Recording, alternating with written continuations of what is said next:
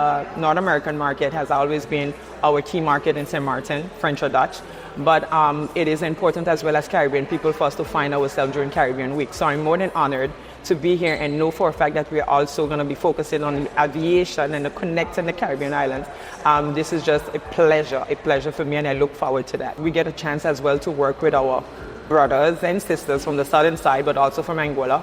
We will actually have a key event that we will host as well. You benefit and you utilize the time wisely that you're there with the Caribbean islands and your brothers and sisters from across the Caribbean. So Caribbean Week continue to be one of the important rendezvous for us as Caribbean people. So coming from St. Martin, I am more than honored and grateful to be able to share that good news and participate in Caribbean Week.